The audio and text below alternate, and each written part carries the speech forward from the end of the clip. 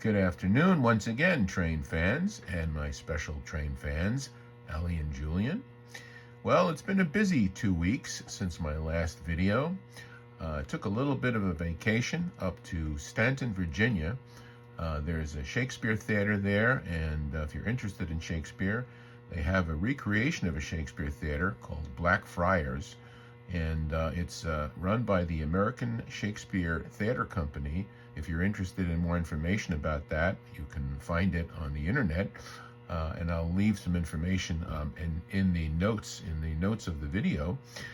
But while I was there enjoying the Shakespeare Theater, I also, whenever I go to that town, Staunton, I know that there's a hobby store there, and there's a great hobby store that sells both model airplanes and model ships and model cars. They also sell trains. And so I went over there in the afternoon, and sure enough, they had a few things that were interesting, and something I brought home is what we're looking at right now. This is a Lionel 44-ton diesel locomotive. It's got the road name Lehigh Valley. You can see that right in the center of the cab there, number 625. This was a locomotive produced by Lionel as a toy train in the year 1957. And it's in very, very good condition. And I've already run it on the track to make sure I've lubricated it and cleaned it up, and it's in great shape, both as far as a runner and also even just looking at it. Not that this is going to become a shelf queen, but it's a hard-working locomotive. And for those of you who are familiar with Thomas, the tank engine, who always likes to say that he's a useful engine, this Lehigh Valley number 625 44-tonner from General Electric Electromotive Division is also a very hard worker and a very useful engine. Let's take a closer look at this Lehigh Valley 625 44-tonner. First of all, if you notice the detail on the plastic molded shell, it says built by Lionel. You can see the cabinet doors. Behind those cabinet doors, you would find a diesel engine, a Caterpillar diesel engine. You would find another one behind these cabinet doors, also a Caterpillar diesel engine. These two very powerful diesel motors running on diesel fuel would produce a lot of mechanical energy that would be converted by way of an alternator that would be situated right next to them to generate something along the lines of about 600 volts of electricity. And that electricity would be used to power traction motors. Down here where the trucks are, there would be a traction motor on each one of these wheels. So there'd be 2 traction motors there, and there would be 2 traction motors there. And traction motors run on electricity, and they can be controlled by the engineer who sits in the cab in the middle here. And if you, of course, you notice that this locomotive could basically go in either direction, which is simply the matter of the engineer just turning and facing the other direction. But one other interesting fact about these 44-ton diesel engines is the reason why they're 44 tons. The reason for that is because there was a rule back in the 1930s, the late 1930s, that said any locomotive that weighed more than 45 tons would require a crew of an engineer and a fireman. Now, for those of you who are familiar with steam locomotives, you know that the job of the fireman would be to shovel coal into the steam locomotive firebox. Well, this is a diesel locomotive. There is no firebox. There really is no particular reason for a fireman to be assigned to one of these locomotives. An engineer would be sufficient to drive them.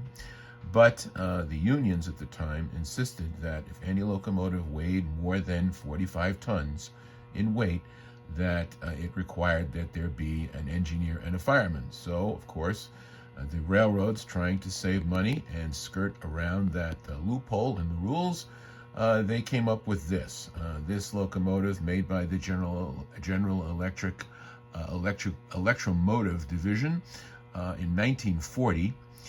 came out with this 44-ton, just 1 ton lower than the 45-ton restriction, and that allowed the railroads that purchased these locomotives, and there were several hundred of them that were made, to be able to operate them with just the engineer, with no fireman assigned to the locomotive. Now, actual locomotives of this type look very similar. There were several different models of the 44-ton. The earlier models had the radiator grills for cooling on the side of the locomotive. Here you don't see the radiator grill here on either side, because this is a reproduction of a later version of the 4410. So they moved the radiator grill to the front and to the back. And you can see it there, right under the headlight.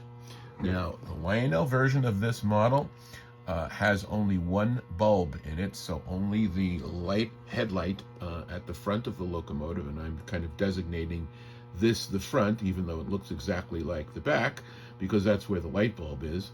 There's only one headlight bulb here. Some folks I know out on the internet who have shown these locomotives have actually gone ahead and installed a second light bulb back here, so that you would have light at both ends, and in fact also wired them so that when the locomotive is moving in the forward direction, the headlamp here would light, and when it's moving in the reverse direction, the headlamp here would light. Now, I haven't done that, but I may do that, and if I do, I'll do a little video about the process of making that happen.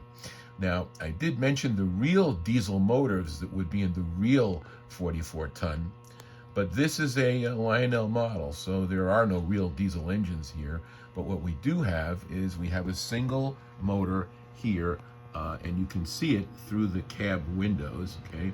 And it is actually positioned so that the shaft of the motor is pointing in a downward direction to be able to drive the drive wheels that would be at one end of the locomotive, not at both ends.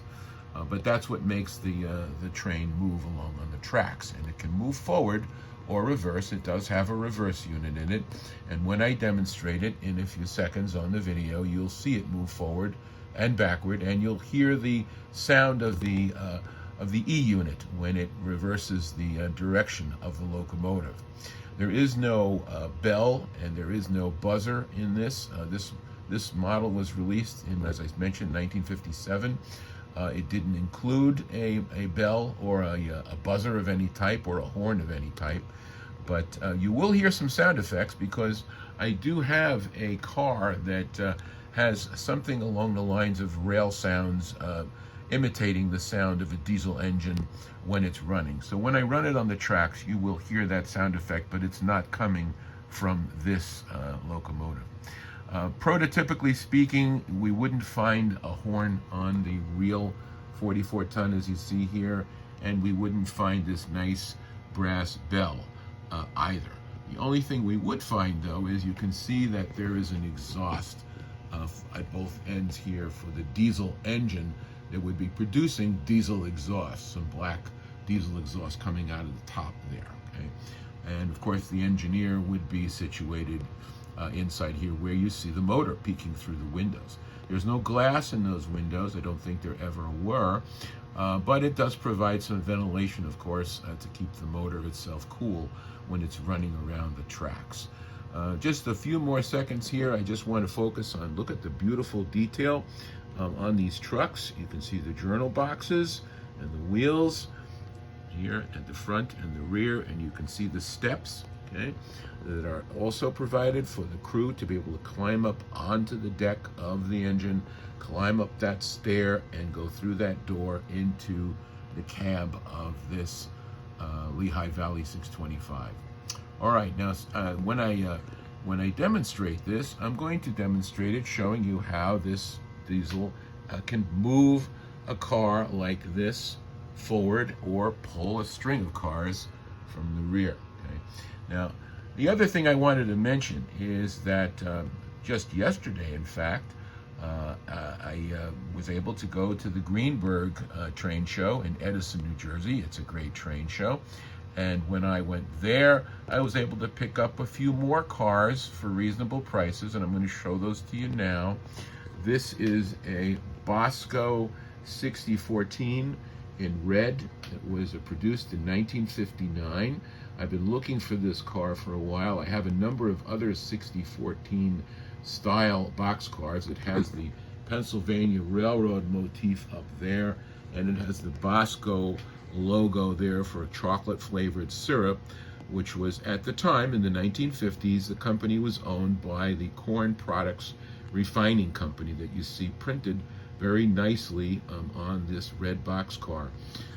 For those of you who may not be familiar with what Bosco is, it's not a product that you see everywhere today, but when I was growing up in the Bronx back in the early 1960s, the Bosco chocolate flavored syrup was something that was very common on supermarket shelves, and very, very often I would have a glass of milk with some Bosco chocolate syrup in it to make some chocolate milk. Today, as I mentioned, Bosco is not that easy to find, but there are other alternatives if you want to make chocolate milk, like you can get Hershey's, of course. That's available, and perhaps a few other brands. But Bosco, unfortunately, just not as readily available as it once was in the 1960s. The other two cars that I purchased when I went to the Greenberg show, this beautiful Lackawanna, Delaware Lackawanna and Western boxcar that was produced by Lionel in 2002. The reason I picked it up was really two reasons, or actually three reasons. One, I like the Lackawanna road name. I like the color, and I also like the fact that it's a double door. As you can see, it's a double door boxcar, and these doors do move. Okay, see, all right. And you see there's also a figure included here. This is a hobo who is playing his guitar to, I guess, entertain himself. And certainly we hope that he's not going to be disturbed by the railroad police, who I believe are sometimes referred to as the Bulls. They are always looking for people who are trying to get a ride on the train that haven't paid their fare, so to speak. And this fellow here probably hasn't paid his fare. So I just saw that. I thought that was really kind of cute, and I decided it certainly needs to be part of my collection of boxcars. The second car, or should I say the third car that I purchased at the train show, this one here, also produced in 2002.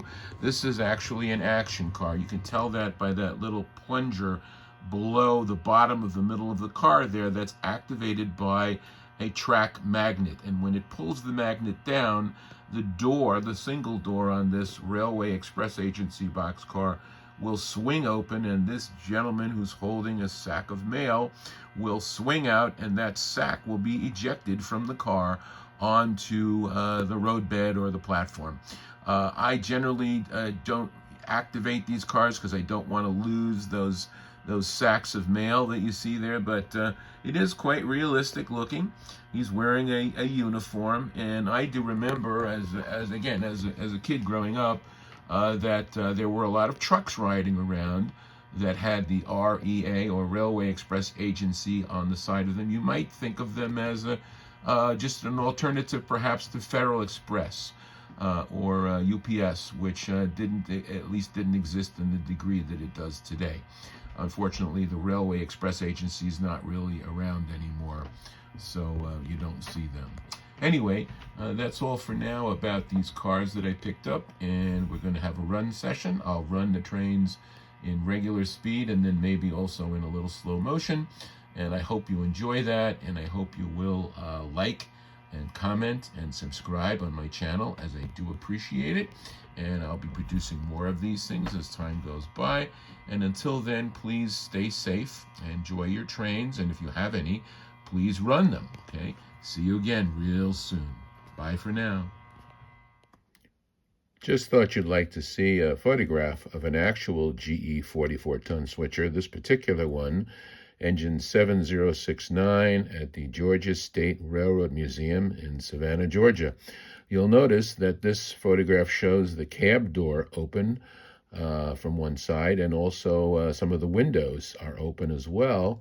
And the radiator is in the same position at the front and the rear of the locomotive, but you don't see any horn or bell on the top. So I don't think those were really prototypical, and Lionel put them on because I guess they looked a lot nicer.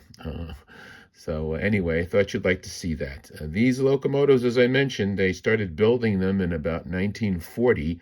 That is the General Electric Company, GE Transportation Systems, started building them in the 1940s, early 1940s, September 1940 to be specific. And the last ones were produced in October of 1956. And according to the information I've pulled off the internet, GE produced 386 of these very useful engines. So hope you enjoyed the video once again, and please like and subscribe, and we'll see you again soon. Run your trains.